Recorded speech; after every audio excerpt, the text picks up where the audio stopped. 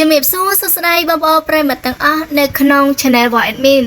ហ្នឹងហើយបងប្អូនពិតជាឆ្ងល់ថាបាត់ Admin រយៈពេលវែងយូរខ្លាំងមែនតើ Admin ឡើងចេញរឿងមែនហើយបាត់តណាយូរម្ល៉េះអញ្ចឹងណា Admin ក៏សូមធ្វើការខន្តីអភ័យទោសទុកជាមុនផងដែរដល់ប្រិយមិត្ត fan ទាំងអស់គ្នាមិនថានៅក្នុងស្រុកនិងក្រៅស្រុកដែលតែងតែចាំស្ដាប់នៅវត្តមានសម្លេងរបស់ Admin ក្នុងការនិទានរឿងហើយក៏ចង់សុំទោសដល់ fan ទាំងអស់គ្នារាល់មតិ comment ដែលបងប្អូនcomment មក admin អត់បាន reply admin ពិតជាសុំទោសខ្លាំងមែនតើដោយសារតែមករយៈវែងដែល admin អត់បានជិះរឿងនេះគឺដោយសារតែ admin គឺជាប់មានតរៈផ្ទាល់ខ្លួនហើយណាមួយភាពគឺជាម្ដាយ admin អត់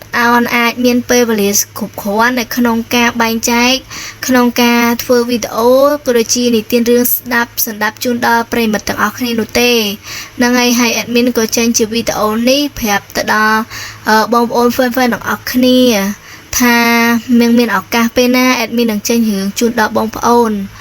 ហ្នឹងហើយ admin ពិតជាសុំទោសខ្លាំងមែនតើ admin ពិតជាចង់ធ្វើរឿងកំដរដល់ប្រិយមិត្តទាំងអស់គ្នាខ្លាំងមែនតើ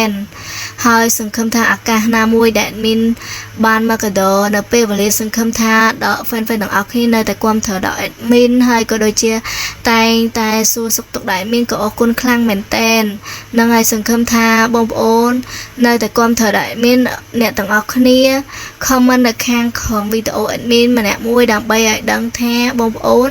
នៅតែតាមដានស្ដាប់ក៏ដូចជាចង់ឲ្យ admin នឹងនិទានរឿងបន្តជូនដល់ប្រិយមិត្តទាំងអស់គ្នា admin ពិតជាសង្ឃឹមថាថ្ងៃណាមួយគឺ admin នឹងអាចត្រឡប់មកនិទានរឿងជូនដល់ប្រិយមិត្តទាំងអស់គ្នាបានស្ដាប់កំដរកំសាន្តអារម្មណ៍សារជាថ្មីម្ដងទៀត